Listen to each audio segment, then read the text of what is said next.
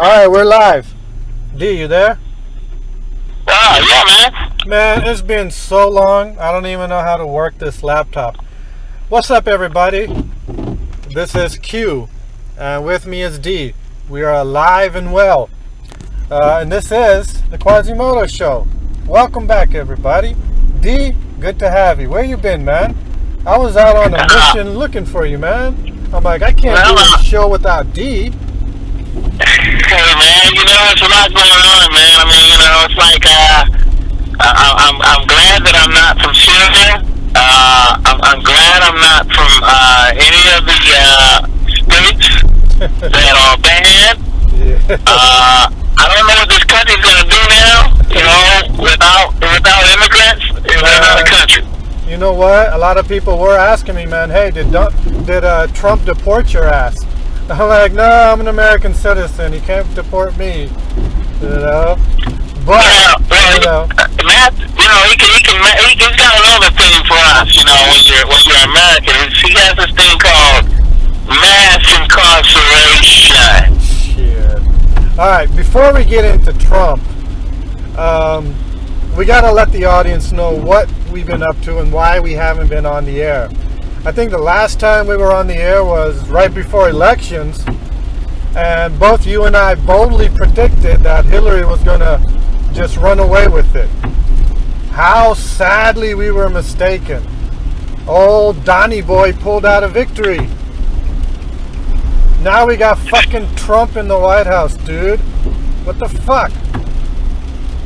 Did you vote? Yes. Now, what state did you vote out of? The old Commonwealth, VA. Virginia. So that's like voting. It's like being in Russia, and your vote doesn't make a difference in Virginia. Well, I have to say this for Virginia. It pulled the Democrats. Virginia won it for Hillary. But let's get into it, man. Trump rigged that election. I'm going to say it. I don't care if Trump is listening and he sends Russian hitmen out to kill me like he does with everyone else. He got his boy Putin with him. Trump, Putin, the Russians, they rigged the elections. They rigged it. How can you have Pennsylvania, Ohio, and Michigan all of a sudden swing by a few meager votes to Republican? Ohio was in there too. What the fuck, man? That election was rigged and bought by Trump and Putin. Well, it's KGB-like, The KGB, they train people to do this shit. They train hackers. I mean, NSA does it too. CIA does it too. We do it. We're not innocent, I mean, look, one thing Trump said that was true. The U.S. isn't innocent. The U.S. has been rigging elections long before the Russians ever did. But now it affects America personally. We got a puppet president controlled by Putin. What does this mean for us, D? What's going to happen? Well, first of all, when you're dealing with a country like Russia, we are innocent. No, man, we got hijacked. The whole country got hijacked. Well, compared to the KGB, that's a whole nother level. It's like you better shut up or you're dead. You know what I mean? Dude, it feels like I'm living in that type of terror state with Trump in office. Yeah. Because if you're a skin color anything than white, you're in trouble in America today. Tell me I'm wrong. Well, you couldn't have been more right. Dude, it is a Nazi state, America. That's what we've become. We've become a Nazi state. It's ridiculous. Well, yeah. I mean, it's the right. It's not know, it's the total right. I mean, you got him nominating people who are not even qualified. Man, dude, no, he's electing his billionaire friends to these posts. The Education Secretary, Department of State. I mean, it just goes, the NSA, you know, and his first month in office was such a debacle. Yeah. Yeah, it was very unorthodox and very dysfunctional. I mean, he's got a Secretary of State. Like, you look at the Secretary of Education. Mm-hmm. I mean, she says that blacks had a lack of access to education and opportunities, but we all know what that means. That's a code word. That's a code word. Of course, man. Of course. That's a code word from saying that white people were racist. White supremacy. Dude, that lady, I can't recall her name, but the Secretary of Education that got selected for Department of Education, very nearly, you know, Vice President Pence had to vote for it. Never happened in history before. She is unqualified. The only reason she got that post, D, she's friends with Trump and she donated money to his campaign. A lot of money. Well, she's a billionaire. She comes from Amway. She got rich on Amway. Yeah. Unqualified. Totally unqualified. The EPA Secretary. He doesn't believe there's global warming. You know? Rex Tillerson, Secretary of State. No formal diplomatic training what to speak of whatsoever. I mean, Let's get into Tillerson for a second. We talked about this offline. Why is Tillerson Secretary of State right now? Why? His dealings in Russia, man. He has dealings with the Russian government, the oil. Of course. Let's go back. Let's look back at history for a second. Let's go back to 2007, 2008. Obama was in office, right? Putin in Russia comes to find out that there's billions worth of untapped oil in Siberia. Oil company owners come to him and say, President Putin, we have much oil in Siberia. And what does Putin do? He kills off all these oil company owners. He wants to keep the oil for himself, right? Doesn't affect us, not yet. What he has to do, he has to be able to drill that oil and then ship it out of Russia. What stands in the way? Number one, Putin doesn't have the resources to drill that oil. Number two, the shipping pipeline runs right through Ukraine, specifically Crimea.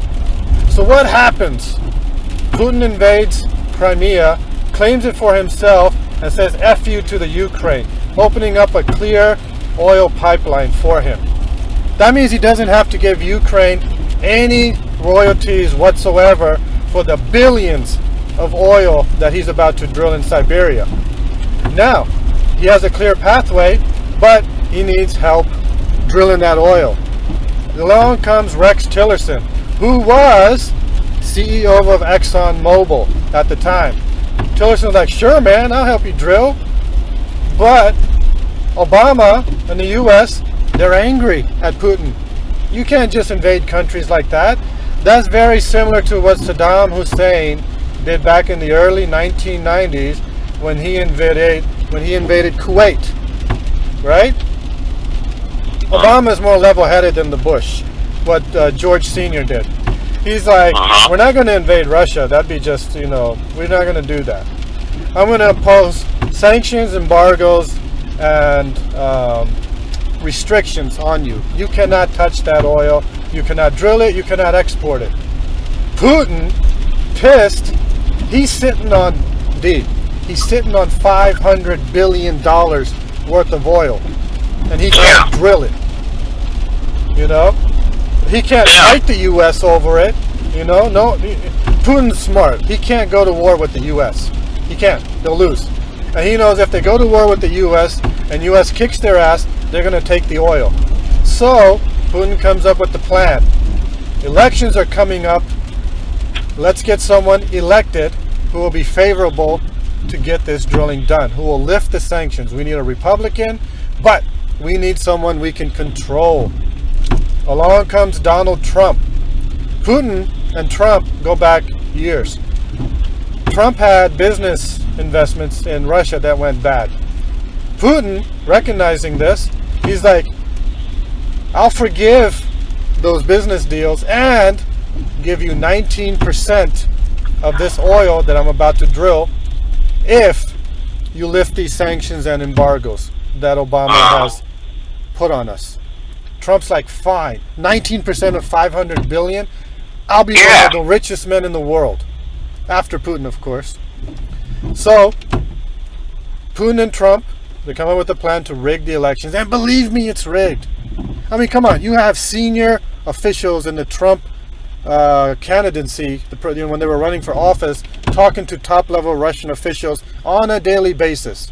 And you can't tell me they weren't involved. So the election was rigged. The election was hacked. They made sure Trump got elected. Trump's elected. Who gets nominated Secretary of State? Trump's buddy, Putin's buddy, Rex Tillerson. What's the first country Tillerson visits on his official Secretary of State visit? Russia. Embargoes lifted. Sanctions lifted. Free to drill. Let's get rich. Yeah. And, well, of course, you know, the first, you know what this means?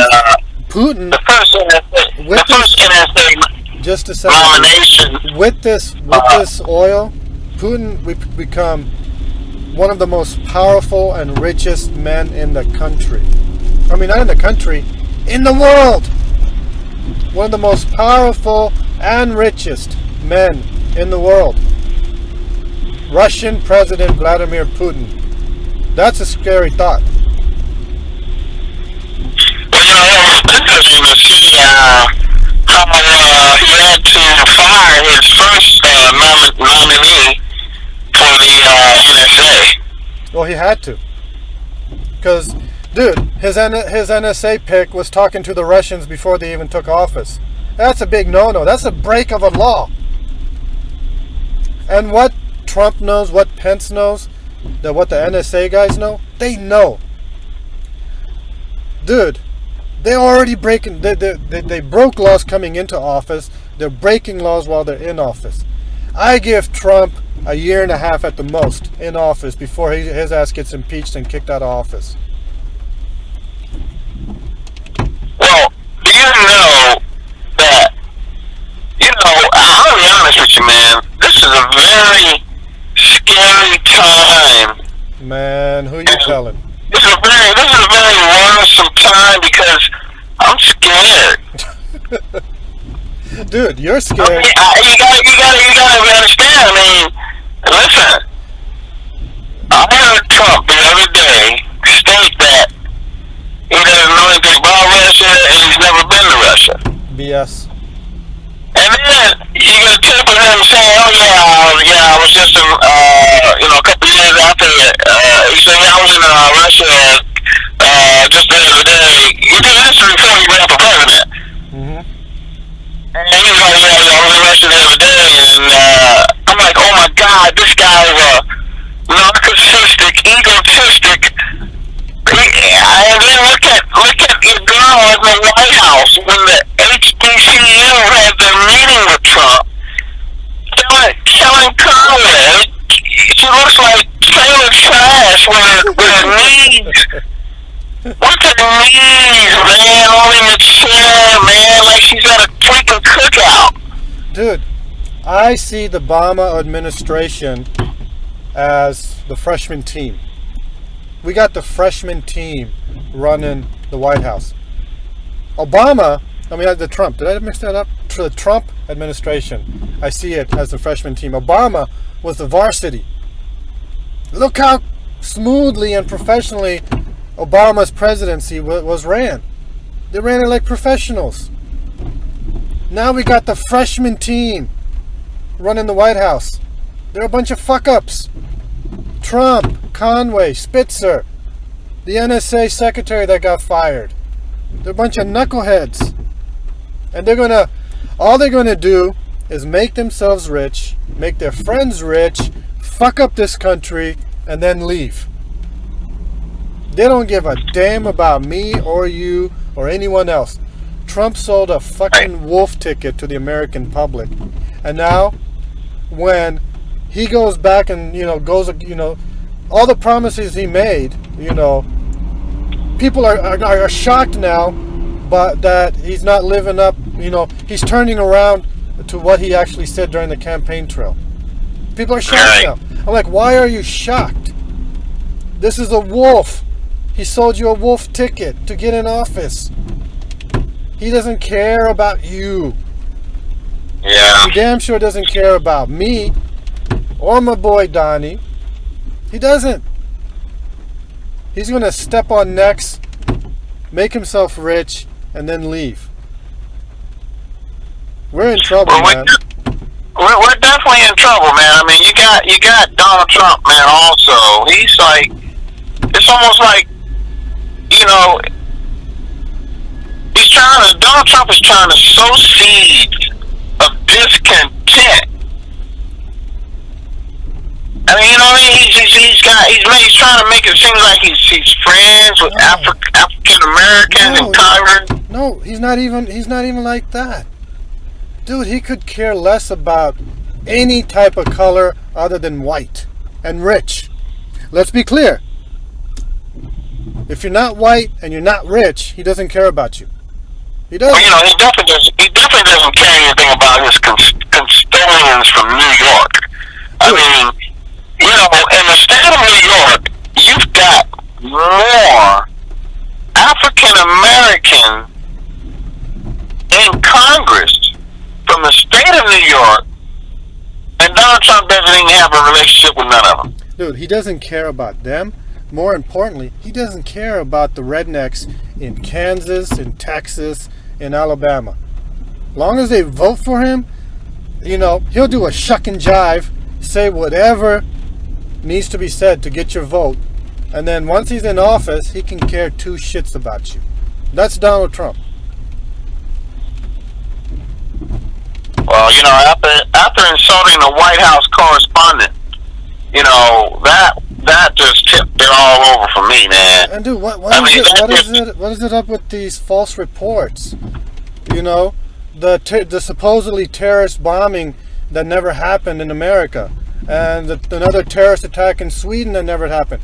Where are they coming up with this information? That was so funny. That was so funny, man. And it was so funny that they actually showed what he was trying to say, but it was like a guy was just standing on the sidewalk, and the guy just tipped over a garbage can and ran. He called that a terrorist attack. He probably saw that on his Facebook, and he's like, "Holy shit, Sweden's under attack!" And it was probably just one of those funny clips that everyone posts. Yeah, it was a funny clip. And he took it seriously, man. Yeah, he thought it was a terrorist attack. We've got a fucking knucklehead in office running the show. Oh man, that's scary. And dude, the worst is yet to come. He holds the codes. You know what codes I'm talking about. He holds the football. The codes to the nuclear strikes. And this dude is so erratic, so crazy. Dude, the top generals, they said, I don't trust this guy with the nuclear codes. I don't. They don't give him the football.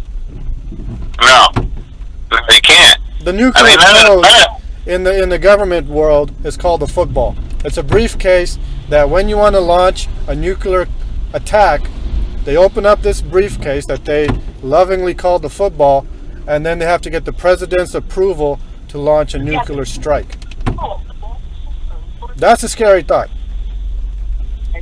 Who knows if Trump wakes up angry one day at North Korea, and he's like, fuck it, I'm gonna fucking nuke their asses.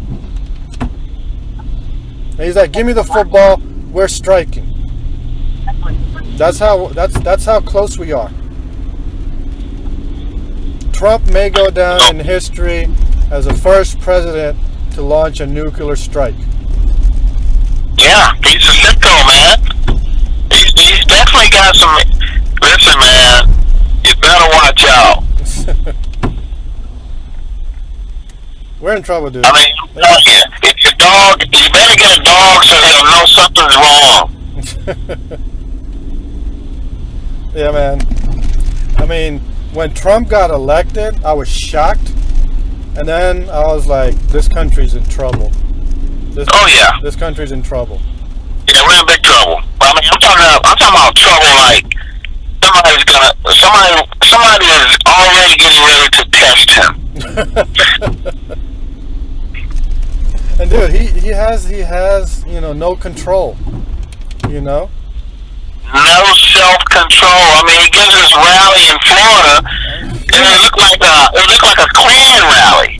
Yeah, and that's scary. And see, we live in a parent state, meaning our government leaders are our parents. The top leader is like our mother and our father figure. And if our mother and our father figure is spewing hatred and racism, what do you think the majority of the country is going to follow? The white people. They're going to follow his lead. Trump says it's okay to be racist. Let's be racist. And it's trickling down. We're seeing it every day. People, I'll be blunt, white people, I mean, they have to be white, right? They're being more and more openly racist. Let's put it out there. Let's be real.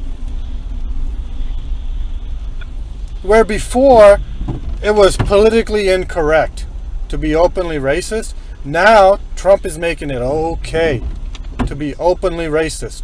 Because he's doing it. He's doing it. Yeah. And if our leader, our parent figure is doing it, the children of a government state are going to do the same thing. Trump says it's okay, I'm going to do it.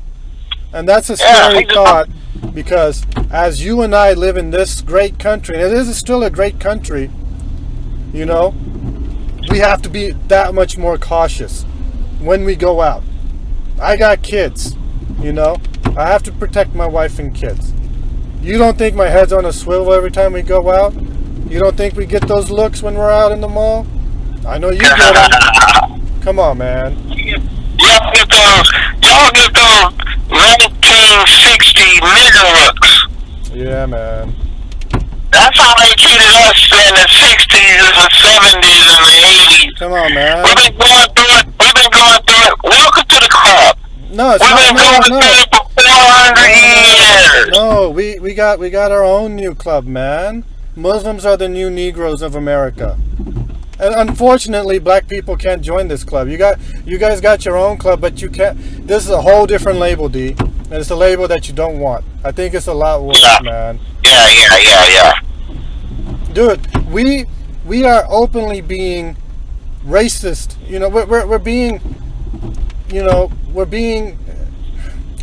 We got a travel ban on us, dude. If you're Muslim, you can't come to America.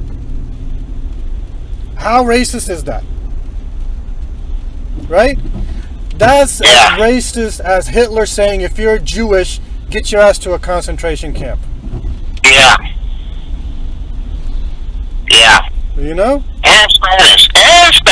Dude, hey, D, I'm going to tell you this. Man, you better not be from Mexico. D, I'm going to tell you this right now. Right now, the spotlight from Trump is on the Muslims and the Latinos. But watch out. The spotlight's going to shine on the blacks next, man. I can see it coming. Oh, yeah. Well, I already got the light on my ass. I've had the light on my ass for 50 years. Damn, you're old. Huh? You're not 50. I'm 53. No! Say it ain't so. 53? Oh, man. I'll be 54 in July. Dude, that's more than half a century, man. Goddamn. Hey, listen. You're lucky if you make it that far. Oh, no. Well, Yeah, well, I see where you're coming from. As a black person in America, hey, as a Muslim in America nowadays, we'll be lucky to reach that milestone. But, damn, dude, now it's like, I know I'm in my 40s, okay, and I'm still in shock that you're 53, dude. We're counting down. We're not counting up. We're not counting up anymore. We're counting down. Yeah, counting down. Dude, our days are numbered, dude. Our days on this earth are numbered. Yeah. You know when you get to that age when you're like, I can't wait to be 25? Now we're like, damn, by the time I get to 70, I might be gone. Oh, yeah. Well, you know, we're like, I'll be lucky to reach 70. I'll be lucky to reach 71.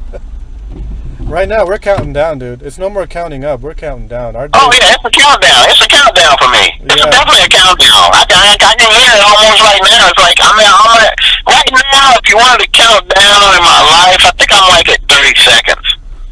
Man, do you ever sit there and ask yourself, what the fuck did I do with my life? Yeah. I'm like 40 fucking years old. I'm like, what the fuck am I doing? You know?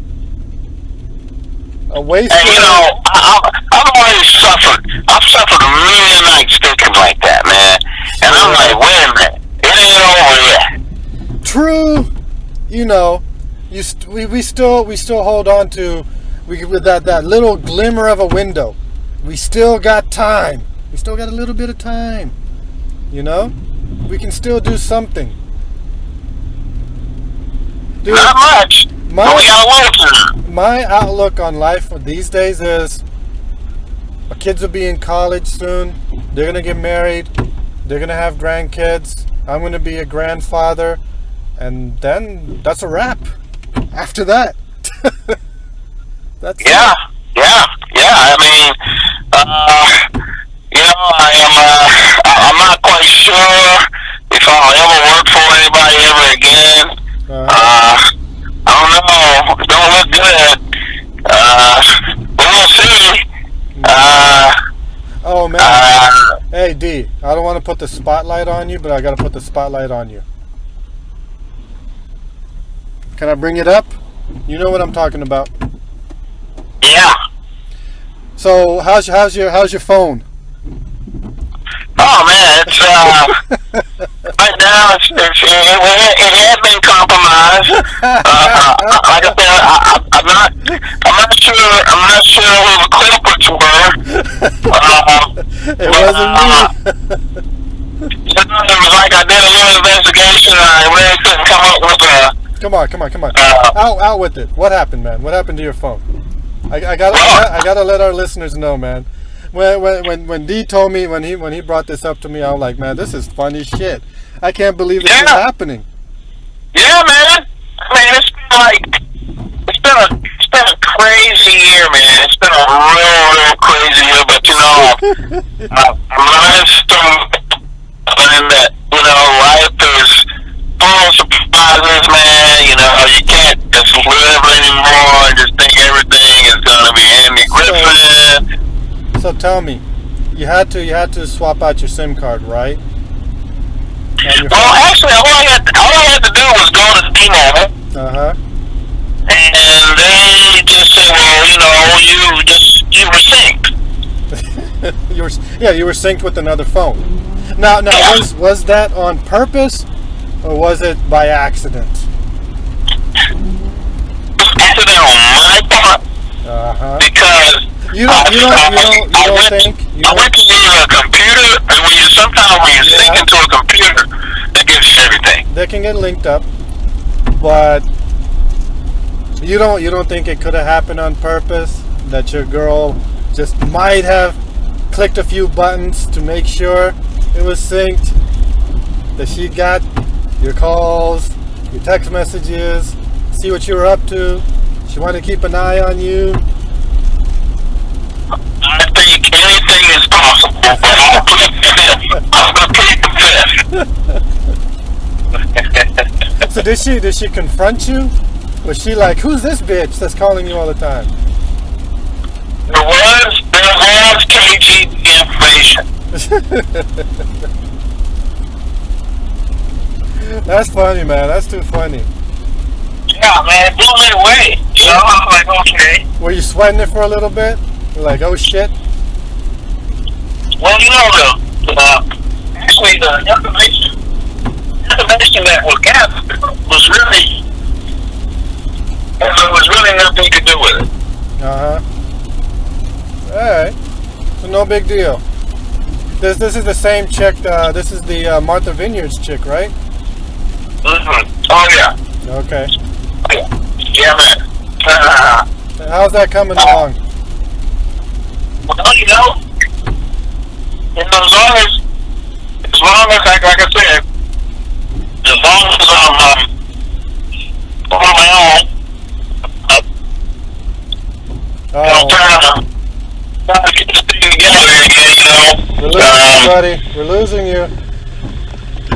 I was saying, you know, sometimes, you know, you gotta kind of start all over and get it together again, you know. Yeah.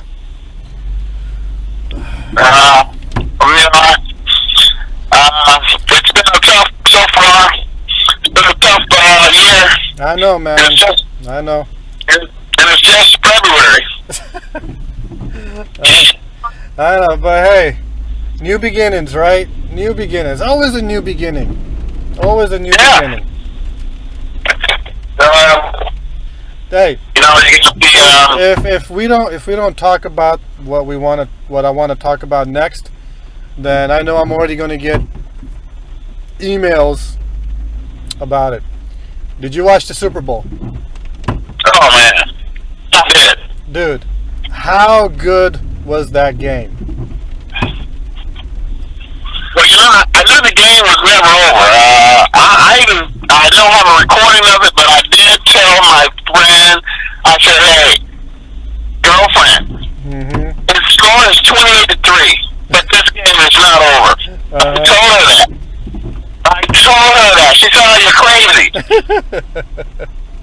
I said, "Yeah, Dude, it was like 28-3 with like 9 minutes in the fourth quarter, right? There was 3 minutes in the third quarter when I said that. And I'll admit it, when it was at that point, I was like, this game's done. There's no way. There's no way New England will come back. Oh man. You know, no way. That sack fumble, the quick score, and then the Falcons just blowing it. They blew it. And they got tired. You can see the defense. They were tired. New England did whatever they wanted in the fourth quarter. I mean, give credit to New England for sticking in there and pulling out one of the biggest upsets ever in football. Well, I think Atlanta Falcons has to take some blame. Yeah, absolutely. Dude, they got arrogant with their play calling and their defense got tired. Dude, you had the ball on the 40-yard line. All you had to do was run it twice and then kick a field goal. It would have been a 12-point game. It's done. Right? They do it.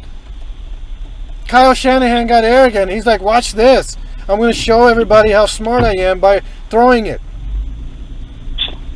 Fucking idiot.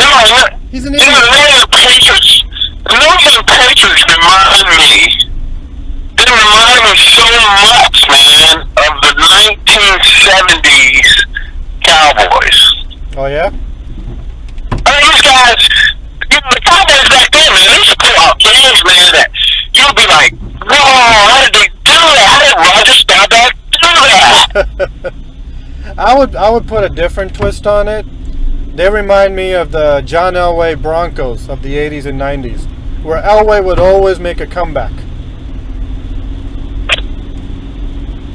But the Patriots, they just put themselves on another level. Unmatched now. Unmatched. They're going to go down, the Belichick-Brady Patriots are going to go down as the greatest ever.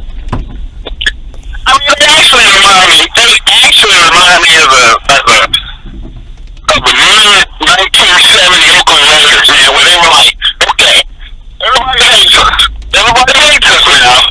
You know, and we're behind in this game. We're going to lose this game, but they won't win. You know? But, you know, how good do you have to be? Like Bill Belichick, he didn't panic. He came out in the second half. He's like, we're all right. We're going to be okay. All he did was stick to the game plan, and he said, do your job. If we stick to our game plan, do our job, we'll be okay. That's all he said in the half. Yeah. They didn't change anything. They just same offense, same defense. I mean, they had little matchups that they adjusted. You know, adjustments, of course, that's always done in a game. But fuck, give Cleveland credit, man. Not Cleveland. Fuck Cleveland. Give New England credit. Yeah. Bill Belichick, greatest coach. Tom Brady, best quarterback ever, hands down. Oh yeah. Hands down. Fuck, that was a great game, man. Fucking great game. Yeah, hands down. Best quarterback ever. I watched that movie, Ted 2. Have you watched that? Yeah. They see the part, they get the idea, like, you know, Ted, the teddy bear, he wants to have a baby, but he has no dick, right?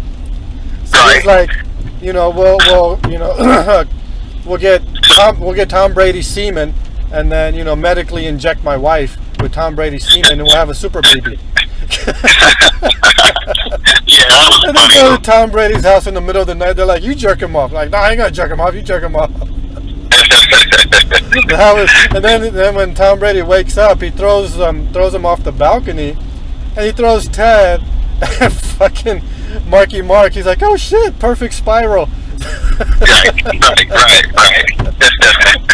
That's too funny, man. Too funny. Like, oh shit, perfect spiral. Dude. Yeah. But hey, listen, man. Yeah.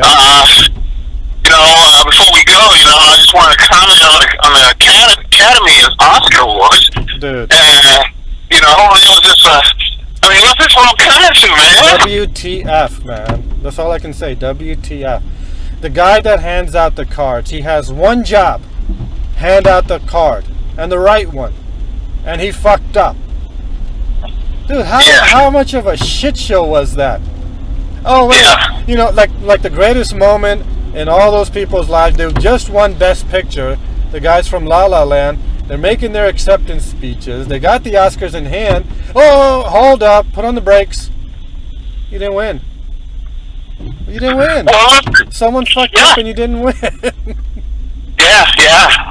You don't win. You don't win. Why you don't? I mean, I'm happy Moonlight won. I haven't seen the movie. I've only heard good things about it. It's on my list to see. I'm on the Netflix schedule. But that was fucked up. Right. Dude, I wonder, you have to ask yourself, was that a wrestling moment? What, you think it was a wrestling moment? I think it was. You think it was staged? Just to get some buzz? Yeah, I think it was. Because, would you and I be talking about the Oscars if that didn't happen? Fuck no. But now everybody's talking about it. It could have been staged. Could have had a little wrestling maneuver in there. Could have had a little Vince McMahon saying, "Let's do this." Stir the pot a little bit. Get a little controversy. Right. And that's fucked up if it was staged, man. If it was a, as they say in the wrestling world, D. If it was a swerve job, you know that term, right? If it was a swerve job. Swerve job, yeah. I hope it wasn't, man. Where they fuck someone over. I hope they don't find out later that, hey, this is a scam, Dude. I hope it does. Quazemoto Show's the first one to put it out there. The Oscars were rigged. It was a swerve job. Just to get some publicity, get some buzz, get some tweets, get some whatever. In this day and age, you have the spotlight for maybe 24 hours after the next news cycle comes up. So you have to do something to stay in the spotlight. But if the Oscars did that on purpose, that's fucked up. That's like when Bret Hart Michaels, the wrestler, and Earl Hebner, the referee, and Vince McMahon, they purposely screwed Bret Hart in the Montreal screw job. You know? Oh yeah. Oh yeah. No, it would be fucked up. So. Well, hey, listen. How's the weather down there in DC, man? I mean, I know you're live from DC and I'm live from New York. How's the weather down there, man? Dude, we got beautiful weather, man. We got fucking 70 degrees in February, man. That's fucking awesome. You mean it's not raining? I see rain on the radar. It's raining right now, you know, but it's delightful, you know, to put it in cheery mode. It's delightful right now, you know. I went to lunch in just, you know, like a polo. I didn't need a jacket. Fucking awesome. Great. You know? That's awesome, man. It's not bad here. Tomorrow it's going to be 80 degrees tomorrow. That's great. Well, it's not bad here in New York. It's, I think about 65 degrees today. But, dude, global warming has nothing to do with it because, according to the Republicans, it's fake. It doesn't exist. Global warming has nothing to do with the weather we're experiencing right now. Oh, that's right. It's fake news. Fake news, man. It doesn't exist. Something that the Democrats and the liberals come up with. You know? Fucking Republicans. I'll tell ya. D, what are you up to these days, man? We have to give a status update, man. People think we're dead. Go figure. You still doing the Uber? Oh, did I lose D? D, hello? I think I lost D. Hello. Oh, he's You still back. there? Yeah, I'm here. Yeah. All Okay. Well, I guess I am losing it. But All right. Yeah, okay. I think it's the rain. I think we jinxed ourselves, man. yeah. But let's do this again next week. It's been fun. I haven't done Yeah. this in months. Yeah, man, I'm having a ball, man. We gotta keep this up, you know? Yeah, man. I know. I'm just lazy. Let's be honest, man. I'm just lazy. I'm not dead. D's not dead. We're just lazy. But I'm more lazy than D. D like almost called me every week, texts me every day. Hey, Quaz, when we gonna do a show, man? When we gonna do a show? I'm like, yeah, man. We'll get to it. I just got lazy. That's all.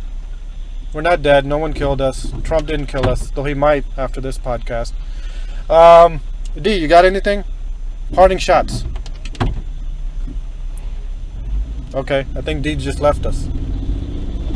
I'm gonna give him 5 seconds. I'm not even gonna give him 5 seconds. I'm gonna give him 4 seconds. Okay. All right, parting shots. What do you got, D? Hey, man, looking forward to the next show next week. I'm sure that's what we'll do, right? Word. And, let's do this thing back together, man. It's good to be back. It's good to be back, Let's get this shit organized. D and I, we've been talking about doing videos, maybe like a live podcast or something. Maybe we'll do some videos, some skits and whatnot. But we're definitely going to get back on a regular schedule for sure. Man, it sounds great to me. Yeah. For my boy D, who's up in New York City, I'm your boy Quaz. It's the Quazemoto Show. Thanks for listening. Peace. That's a sign off, dude. Say peace. Baby. Hey. See you next week, man. I'll see you next week, okay? All right, bro.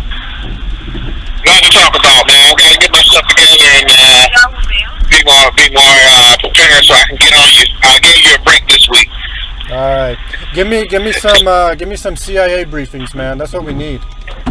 Okay. I will. All right. This is the Quazemoto Show. Peace. All right. Peace.